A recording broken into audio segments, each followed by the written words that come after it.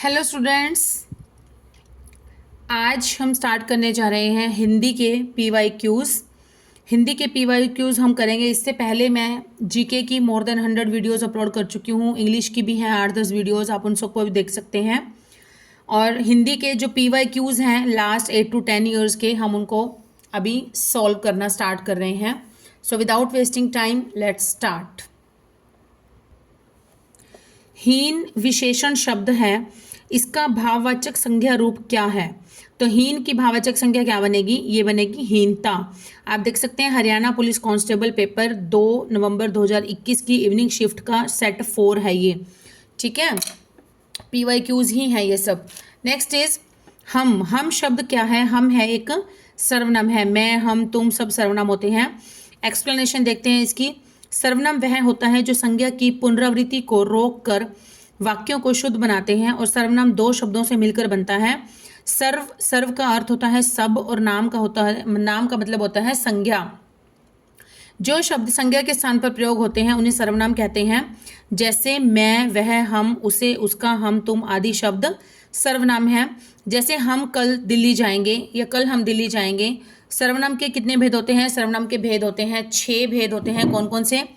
पुरुषवाचक सर्वनाम यहाँ पर मेन हमें बताया गया है। पुरुषवाचक सर्वनाम के होते हैं 3 भेद होते हैं, 3 आगे सब पार्ट्स होते हैं। कौन कौन से? उत्तम पुरुषवाचक, मध्यम पुरुषवाचक और अन्य पुरुषवाचक। उत्तम पुरुषवाचक होता है जो कि बोलने वाला होता है। मैं, मेरी, हम, हमारे, हमने, ये सब क्या होती हैं? उत्तम पुरुषवाचक सर्वनाम होते हैं। और मध्यम पुरुषवाचक जिससे बात की जा रही है, तो वो कौन होता है? तो, तुम, आप, ये इसके एग्जाम्पल हैं। और अन्य पुरुष होता है यह, वह, वे, उसे आदि। यहाँ पर हम शब्द जो है वो क्या है? उत्तम पुरुषवाचक सर्वनाम का उदाहरण है। नेक्स्ट इज मीठा शब्द का भाववाचक संज्ञा रूप क्या है? मीठा शब्द का भाववाचक संज्ञा रूप होगा मिठास। भाववाचक संज्ञाएं निम्न प्रकार के शब्दों से बनती हैं। जैसे जातिवाचक संज्ञा से लड़का से लड़कपन, पशु से पशुता। क्रिया से बनती है कौन कौन सी? चढ़ना एक क्रिया है, तो चढ़ना से भाववाचक संज्ञा बनेगी चढ़ाई। सजाना से बनेगी सजावट। विशेषण से जैसे मीठा विशेषण है कि यह फल मीठा है, आम मीठा है, तो मीठा से भाववाचक संज्ञा बनी मिठास या फिर मिठाई। चतुर से चतुरता या चतुराई। सर्वनाम होता है जैसे अपना से बनेगा अपंतव। अव्यय है जैसे निकट से निकटता, दूर से दूरी। अतः यहाँ पर मीठा शब्द जो है वो विशेषण है। मीठी चीज का भाव है मिठास, इसलिए मिठास भाववाचक संज्ञा है। बुरा का भाववाचक संज्ञा रूप क्या है? बुरा का भाववाचक संज्ञा रूप है बुराई। बुरा शब्द भी क्या है? एक विशेषण है। विशेषण का काम कर रहा है जिसका भाव होता है बुराई, अतः बुरा का भाववाचक संज्ञा हो जाएगा बुराई। नेक्स्ट, निम्नलिखित शब्दों के भाववाचक संज्ञा बनाइए। भाववाचक संज्ञा क्या बनेगी? बूढ़ा की बुढ़ापा लिखा हुआ देख लो, ब को छोटे ऊ की मात्रा आएगी, बुढ़ापा। ये है इसकी भाववाचक संज्ञा। बूढ़ा शब्द जातिवाचक संज्ञा है। बूढ़ा शब्द का भाव क्या है? बुढ़ापा। साक्षी से मिलकर मुझे अपनापन सा लगता है, और यह अपनापन क्या है? एक भाव है, इसलिए साक्षी का उसके लिए अपंतव का भाव व्यक्त कर रहा है। नेक्स्ट इज निम्नलिखित में से कौन सा शब्द भाववाचक संज्ञा नहीं है? देखिए, पांडित्य भी है, पंडित से पांडित्य शब्द बना है, मधुर से माधुर्य बना है, महान से महानता बना है। लेकिन जो बुद्धिमान है, बुद्धिमान भाववाचक संज्ञा न होकर बुद्धिमान क्या है? एक विशेषण शब्द है। विशेषण का काम कर रहा है, विशेषता बता रहा है कि लड़का बुद्धिमान है, पंडित बुद्धिमान है, वटेवर। तो बुद्धिमान क्या है? एक विशेषण शब्द है। निम्नलिखित शब्दों के भाववाचक संज्ञा बनाइए। लड़का से बनेगा लड़कपन। लड़का जातिवाचक संज्ञा है और लड़का से भाववाचक संज्ञा बनती है लड़कपन। चतुर शब्द का भाववाचक संज्ञा रूप क्या है? चतुराई। चतुर शब्द विशेषण है, चतुर से बनता है चतुरता या चतुराई। तो चतुराई गिवन है यहाँ पर, चतुरता गिवन नहीं है। भाववाचक संज्ञा बनती है उदाहरणतया रस से रसीला, खट्टा से खटास, मीठा से मिठास आदि। उड़ना शब्द की भाववाचक संज्ञा क्या है? उड़ना शब्द की भाववाचक संज्ञा है उड़ान। उड़ना शब्द की भाववाचक संज्ञा क्या हो जाएगी? उड़ान हो जाएगी। और उड़ना शब्द एक क्रिया है। उड़ान का उदाहरण है कि कल प्रधानमंत्री दिल्ली की उड़ान भरेंगे।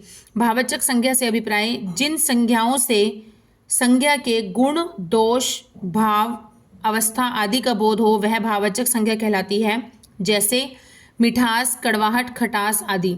अपने आप यह काम सीख लूंगा, इस वाक्य में निजवाचक सर्वनाम क्या है? तो निजवाचक सर्वनाम है इसमें कौन सा? आप। निजवाचक सर्वनाम से अभिप्राय होता है निज। निज मतलब होता है संव्यय, या अपने आप के लिए या खुद के लिए। जिनका प्रयोग संव्यय के लिए किया जाता है, जिनका प्रयोग खुद के लिए किया जाता है, जो संव्यय से संबंधित हों, उन्हें निजवाचक सर्वनाम कहते हैं, जैसे संव्यय, खुद ही, अपने आप आदि। मैं अपने आप यह काम सीख लूंगा, इस वाक्य में निजवाचक सर्वनाम है। वाक्य में जहाँ पर आप शब्द का प्रयोग अपने संव्यय के लिए हो वहाँ पर निजवाचक सर्वनाम होता है। नेक्स्ट है मिलान करना है। भूतकाल। भूतकाल का वाक्य कौन सा है? भूतकाल में होता है जो समय बीत चुका है, तो ये बनेगा मैंने पढ़ना शुरू किया था। भविष्यत होता है पढ़ूंगा, शायद मैं कल पढ़ूंगा। वर्तमान में पढ़ता हूँ, तो ए का हो गया थर्ड, बी का हो जाएगा भूतकाल। भूतकाल का हो जाएगा मैंने पढ़ना शुरू किया था, ए का 2 हो जाएगा और बी का हो जाएगा 3, 2 3 1 1। तो यहाँ पर ए और बी दोनों का सेम सेम ही है, तो कोई भी ऑप्शन हो सकता है। हम इसको ए पे टिक कर देते हैं। नेक्स्ट इज सर्वनाम। नेक्स्ट टॉपिक स्टार्ट हो गया यहाँ से सर्वनाम। ओनली PYQs है ये। निम्नलिखित प्रश्न में 4 विकल्पों में से उस सही विकल्प का चयन करें जो बताता है कि कौन सा पुरुषवाचक सर्वनाम का भेद नहीं है। तो पुरुषवाचक सर्वनाम के अभी हमने पढ़ा कौन कौन से होते हैं? उत्तम पुरुष, मध्यम पुरुष और अन्य पुरुष। तो इसमें से कौन सा नहीं है? अति उत्तम पुरुष। तो ऐसा कोई भी भेद इसका नहीं होता है। अति उत्तम ये गलत है। पुरुषवाचक सर्वनाम से अभिप्राय है जिन सर्वनाम शब्दों का प्रयोग वक्ता खुद के लिए या अन्य के लिए करता है वह पुरुषवाचक कहलाता है, जैसे मैं, हम, तुम, आप, वह, यह आदि। पुरुषवाचक सर्वनाम के 3 भेद होते हैं। कौन कौन से? उत्तम पुरुषवाचक, मध्यम और अन्य पुरुषवाचक। नेक्स्ट इज किस शब्द का प्रयोग मध्यम पुरुष तथा अन्य पुरुष के साथ आदर दिखाने के लिए भी किया जाता है? तो ये कहता है आप का प्रयोग करते हैं हम। किस शब्द का प्रयोग करते हैं? आप शब्द का प्रयोग किया जाता है। सर्वनाम के कारक रूप केवल 7 ही होते हैं, कारक रूप नहीं होता। कौन सा कारक रूप नहीं होता है? क्योंकि वैसे कौन सा नहीं होता है? ये होते हैं संबोधन। संबोधन कारक जो है ये नहीं होता है। नेक्स्ट इज जो शब्द संज्ञा के स्थान पर प्रयुक्त किए जाते हैं, जो शब्द संज्ञा के स्थान पर प्रयुक्त किए जाते हैं उन्हें डैश कहते हैं, उन्हें कहते हैं सर्वनाम। संज्ञा के स्थान पर प्रयुक्त होने वाले शब्दों को क्या कहा जाता है? सर्वनाम कहा जाता है। जिन शब्दों का प्रयोग बोलने वाला सुनने वाले के लिए करता है वे डैश पुरुषवाचक सर्वनाम कहलाते हैं, वे कहलाते हैं मध्यम पुरुषवाचक। टोपी उछालना मुहावरे का क्या अर्थ है? टोपी उछालना मुहावरे का अर्थ है अपमान करना। क्या अर्थ होता है टोपी उछालना का? अपमान करना। नेक्स्ट इज संज्ञाओं के समान सर्वनाम में वचन और कारक हैं, पर डैश के कारण इसका रूप नहीं बदलता है। किसके कारण? लिंग के कारण। लिंग चाहे एक वचन हो, पुल्लिंग हो या स्त्रीलिंग हो, इसका जो रूप है वो नहीं बदलता है, तो वह कौन सा होता है? लिंग होता है। विशेष्य के साथ विशेषण का प्रयोग डैश प्रकार से किया जाता है, तो यह होता है 2 प्रकार से होता है। सार्वनामिक विशेषण को डैश विशेषण भी कहते हैं। कौन सा विशेषण कहते हैं? संकेतवाचक विशेषण कहते हैं। संकेतवाचक विशेषण भी कहते हैं। निम्नलिखित शब्दों में कौन सा शब्द उत्तमावस्था का उदाहरण है? उत्तमावस्था, तो ये है सबसे अच्छा। सबसे अच्छा जो है ये उत्तम अवस्था का उदाहरण है। जैसे इंग्लिश में हम लोग डिग्रीज करते हैं, positive degree, then comparative degree, then superlative degree, वैसे ही सेम है ये उत्तमावस्था। उत्तरावस्था, उत्तमावस्था, तो उत्तमावस्था होती है सुपरलेटिव डिग्री, तो ये हो जाएगी सबसे अच्छा। नेक्स्ट इज पाव, आध, पौन, सवा आदि उदाहरण है। किसके उदाहरण है? अपूर्णांक बोधक विशेषण के। पूर्णांक बोधक विशेषण के उदाहरण है। नेक्स्ट इज मूलावस्था, उत्तरावस्था और उत्तमावस्था किसके अंतर्गत आते हैं? तो ये आते हैं विशेषण के अंतर्गत आते हैं। विशेषण के किस अवस्था में किसी व्यक्ति, वस्तु अथवा स्थिति की विशेषता बताने वाले सामान्य कथन में विशेषण शब्द अपने मूल रूप में प्रयोग किए जाते हैं, इनमें किसी प्रकार की तुलना नहीं होती है। तो उसे डैश कहते हैं अपने मूल रूप में। मूल रूप में तो मूलावस्था, कौन सी अवस्था होती है? मूलावस्था, जैसे पॉजिटिव डिग्री कहते हैं हम। नेक्स्ट डैश विशेषणों के आगे ओ जोड़ने से समुदायवाचक विशेषण बनते हैं, तो ये कौन सा है? पूर्णांक बोधक है। संख्यावाचक विशेषण के कितने भेद होते हैं? तो ये होते हैं 2 भेद होते हैं संख्यावाचक विशेषण के। जब गुणवाचक विशेषणों का विशेष्य लुप्त रहता है तब उनका प्रयोग डैश के समान होता है। किसके समान होता है? संज्ञाओं के समान होता है। विशेषण के जिस रूप से 2 से अधिक वस्तुओं में किसी एक के गुण की अधिकता व न्यूनतम सूचित होती है उसे डैश कहते हैं। उसे कहते हैं उत्तमावस्था। किसी एक के गुण की अधिकता, मतलब 2 में कंपैरिजन नहीं बोला गया है, इसमें बोले सिर्फ एक ही व्यक्ति की सबसे अधिक जो अधिकता होती है किसी गुण की या न्यूनता होती है वह सूचित की जाती है, तो उसे कहते हैं उत्तमा अवस्था, सुपरलेटिव डिग्री कहते हैं। और अगर तुलना की बात की जाती है इनमें, तो तुलना अगर 2 व्यक्तियों में 2 या 2 से अधिक में तुलना की जाती है तो आएगा उत्तरावस्था। चालाकी, चालाकी शब्द डैश है, चालाकी शब्द है संज्ञा है। जो शब्द संज्ञा या सर्वनाम की विशेषता को प्रकट करे उसे विशेषण कहते हैं। चालाक विशेषण है, लेकिन जो चालाकी है वो क्या है? एक भाववाचक संज्ञा बनती है। इनमें गुणवाचक विशेषण कौन सा नहीं है? मोटा, मोटा तो गुण है, काला भी गुण है, नया भी गुण है, लेकिन जो 20 शब्द है ये गुण नहीं है, ये क्या है? संख्यावाचक है, निश्चित संख्यावाचक है। कौन सा है?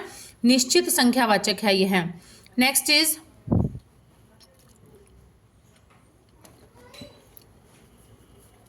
नीचे दिए गए शब्द के विशेषण बनाइए। तो दया, दया, दया का विशेषण क्या बनेगा? दया का विशेषण बनेगा दयालु। इसमें दयालु विशेषण का कार्य कर रहा है। इसमें विशेषण शब्द कौन सा है? पुराना, लिखता है, लड़का, और ये तो नहीं है।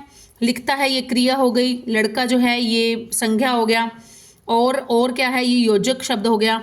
लेकिन जो पुराना है, पुराना क्या हुआ? एक विशेषण शब्द है। संज्ञा सर्वनाम शब्दों की विशेषता बताने वाले शब्द को विशेषण कहते हैं।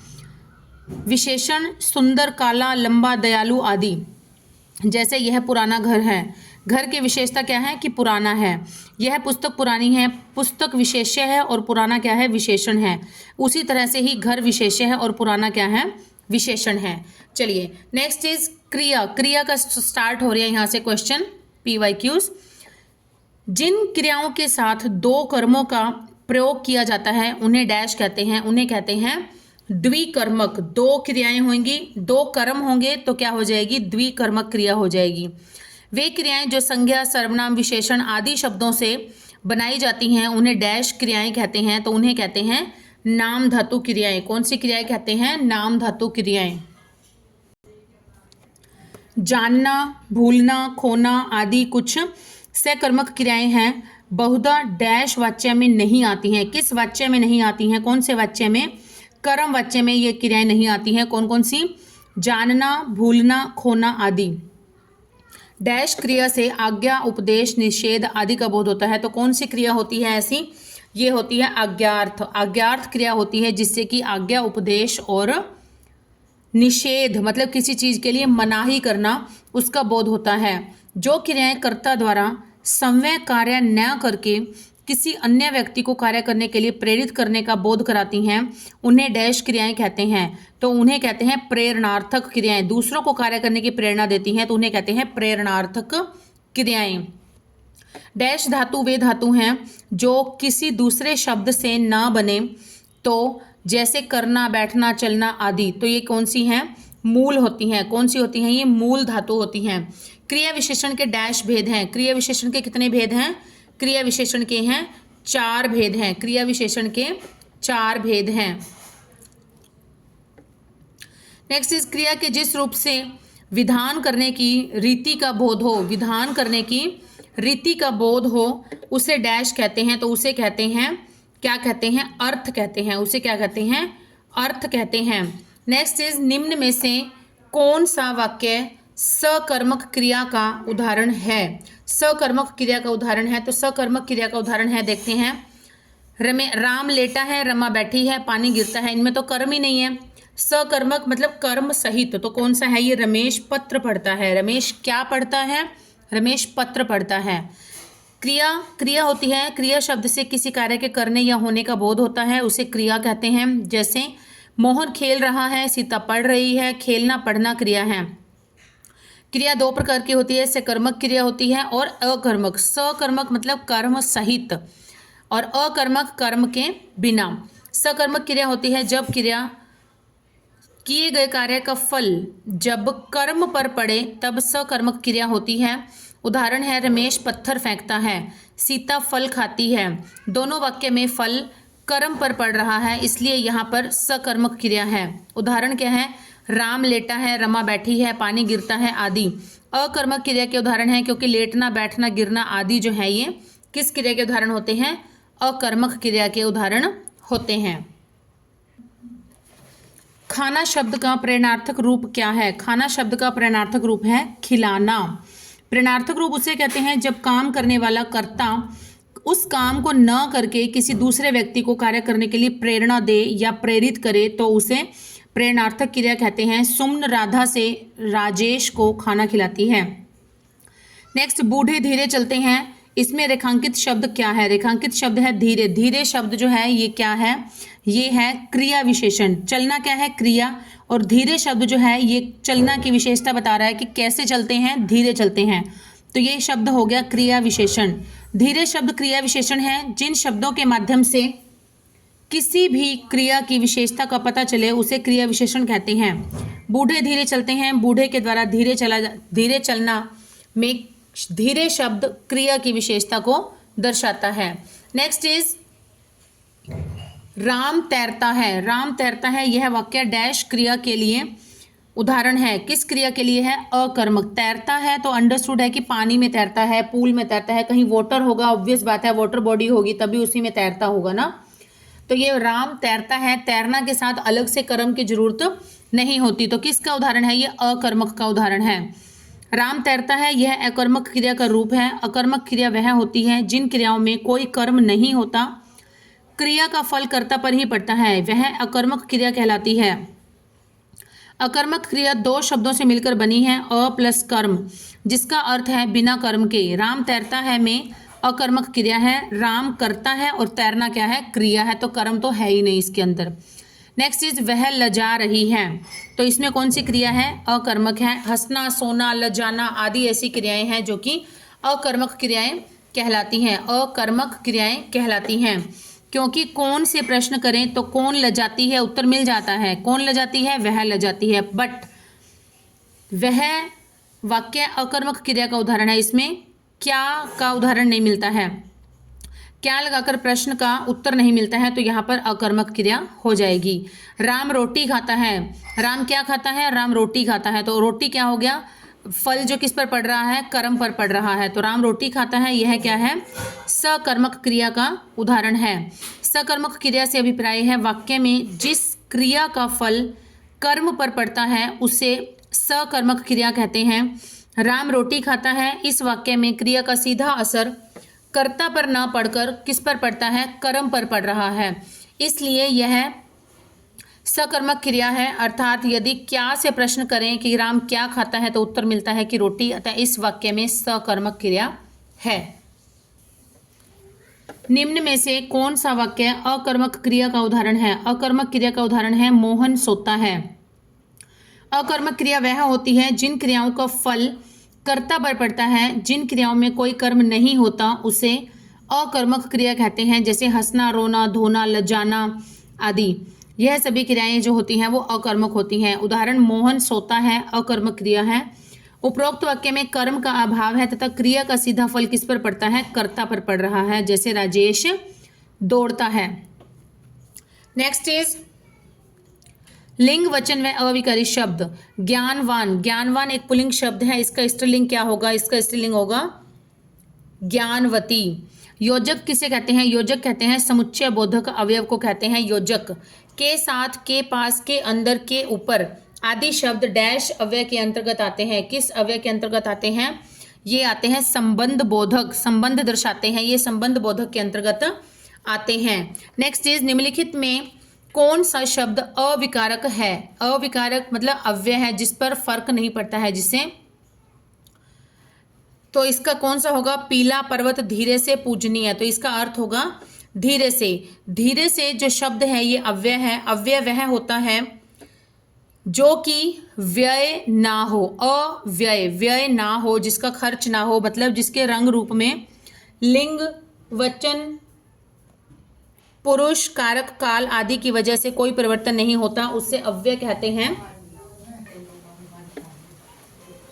राम चिट्ठी लिखता है, यह वाक्य भूतकाल में डैश है, तो इसका क्या बनेगा? राम चिट्ठी लिख चुका है। भूतकाल वह है जिससे यह पता चलता है कि कार्य समाप्त हो चुका है, उसे भूतकाल कहते हैं।